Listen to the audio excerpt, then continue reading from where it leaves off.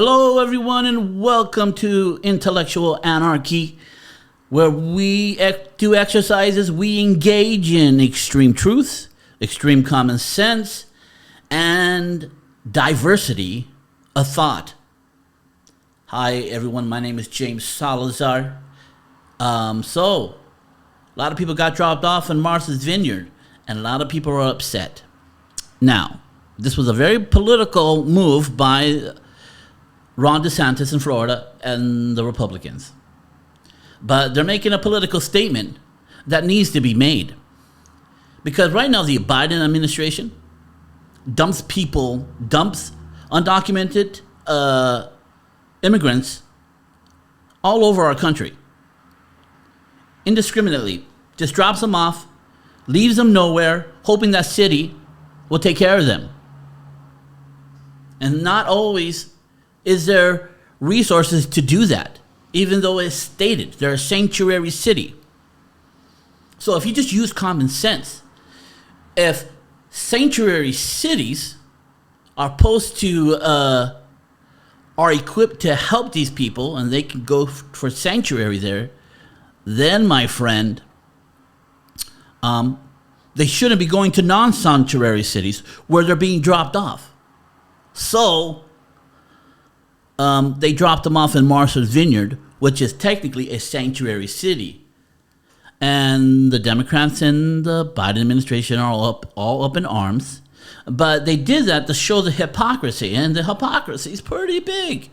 Pretty big. You drop people off in places that are crammed with people like Los Angeles, and you overextend the services and the school system with people. They're not going to go into those Martha Vineyard school systems and put in about 30 new kids that are undocumented.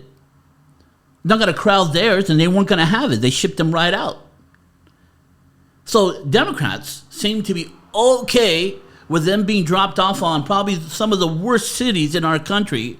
But the plush vacation spot, Martha's Vineyard, oh, no. Sending them there is really bad. And this is not a good look for Democrats. This is a checkmate move by the Republicans, particularly the governor, Ron DeSantis, which should be, if they're smart, the Republican nominee. But I don't know how they get rid of Donald Trump. I'm sure, without a shadow of a doubt, if they do not pick Donald Trump, he will run as a third party, and it will ensure Joe Biden winning the next election, which is the worst outcome. The worst outcome. Donald Trump, not so good the outcome. He's going to polarize the people. But he's better, at the end of the day, on paper, he's better than Joe Biden. A lot of black people, Hispanic people, minorities have lost their jobs, have lost their house, have lost their car in this new economy of inflation. Actual people being hurt instead of some orange guy saying stuff that are pretty stupid and people getting offended and screaming in the middle of the street and making all their judgments on how he makes them feel and not feeling bad that there's actual minorities, even white people, are losing their job, losing their livelihood, losing their houses. It's getting foreclosed on. And more violence in the street because idle hands is the devil's workplace. When there's people who are frustrated, they lost everything they have, and they have time on their hands to do stuff, they're normally not going to do anything good. They're going to get into bad things. So we need an economy to come back, and this president does not have the tools. Look, I'll tell you straight out. I reluctantly voted for Donald Trump because I knew that the Democrats, with their good hearts, don't know how to run shit. They don't. And I didn't know how right I was. I was so right. It is pathetic. They are inept at everything they do. They do not know how to run shit. But at the end of the day, People are moved by their emotions, and Democrats, they got great marketing. They know how to move the emotional heart, or they can force you into a position where you can be called something you don't want to be called. Even though there's no truth in it, you don't want to feel bad about yourself. And it takes a strong constitution to believe in the Constitution. I digress. So this is a clear trap set by the Republicans. Now, the Democrats, if they were smart, which they're not, they should have never took this vein. They should have just took these people, helped them, gave them places to work, and go above and beyond what they want each state to do. But they reacted poorly. And they started to say it is a crime against humanity dropping people off in Martha's Vineyard, one of the best places on earth. So you equate the extreme common sense, you equate, well, then isn't it even worse when you drop them off in cities like Boston, Chicago, Los Angeles, New York? These cesspools of homelessness and violence. There's the intellectual honesty is not there. How can they defend it? You can't say that person did something bad when you are a perpetrator of it. It's like a drug lord telling the drug dealer what you're doing is wrong. Basically, it is ridiculous, and it was a trap, and they fell right into it. So they're not even good political opponents here. They should have stepped up and showed the Democrats and Republicans, this is how you take care of people. Look at it. We're putting them up. We're putting them in some homes. We're getting them some resources. Come on. We did okay. But they reacted poorly.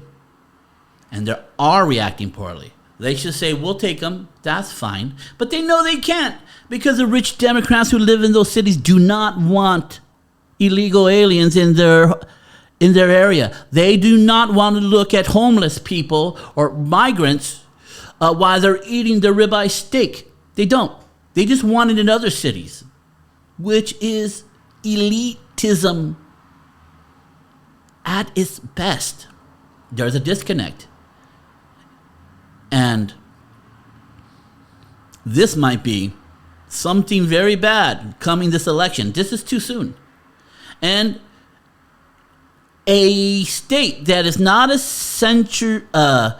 sanctuary city has every right to send people to cities and states that are. They should direct them and even help them. It's better than letting them walk there without a car. He puts them in some nice planes and he puts them in some nice buses to bus them to sanctuary cities. If you believe in sanctuary cities, then you should not have a problem with these people coming. But you do. You do. You do not want them in your street. You want them on the outside of the street. You want them on the highways. You don't want them in your suburbs. You don't want them in the corner of your apartment, if you're being honest. Your bleeding heart mentality only goes as far as your inconvenience. One of the things, when I tell people that we need to close the border and shut down and stop bringing people that are using the resources that we have for Americans, first thing they say to me is how bad I am. And then I know certain resources where you can offer your house and put up a family. And I suggest that to them. And they always run out of the conversation. They always run out of the conversations because they're willing to offer it for you and tell you, but they're not willing to do it for themselves. They're not willing to step up and put up a family. And it makes it disingenuous. And at the end of the day, look at my family. We have put up people all our lives. There has never been a time where there's somebody who is down and out who did not live with us. We live our Christian walk. Some of them have been my friends, some have been strangers, some have been people who are homeless, some have been undocumented people. Because at the end of the day, when they're in front of us, we help them.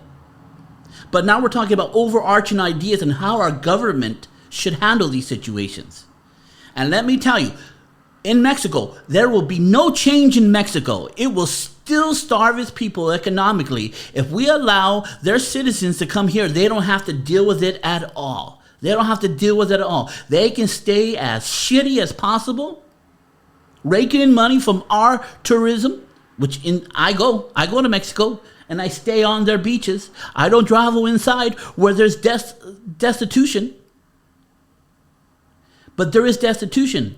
And if you are encouraging your people, and we are encouraging their people to come here, there will never be change in that society. It will stay that way for 100 years, starving their people economically, as if we keep on allowing their citizens to run from that shitty system into our grace system, and then have those people come here and tell us how bad our system is. That is craziness. That is craziness, people. So, your best bet is to vote in more people aligned with your values. And if you're someone who believes in sanctuary cities, and those people should not be on the street, then I suggest you live your politics and bring families. I know liberals, Democrats who live their philosophy. They put up people. They go out and they house people and they find resources for people. This is all they do. And if they can't find a resource, they'll put them in their house and they will feed them and they'll sit at the same dinner table. I don't talk bad about those people. Those people are true, genuine liberals and Democrats who truly want to help people. The majority of them in our society don't want to help anybody. They just want to make suggestions for other cities instead for their own. So this is intellectual anarchy. Put in the links below if you thought I got something wrong. Have a good day. Hey guys, just want to stop really quick and tell you to subscribe to my YouTube page. Put the notification bell. Also, I got some free stuff for you. Go to, what is it? Right there. Right there. I got a free ebook for you right there. You can check out my coaching services right here at James Salazar Media right now, or you can join the BRIGHTBURN Facebook group where we maximize your illumination. Come and join that. That's for free if you want to be around people with like-minded ideas. I have links in the show notes all there. Thank you for your time. And once again, subscribe and follow. And don't forget the James Salazar Media Podcast. See you later, guys. I'm done.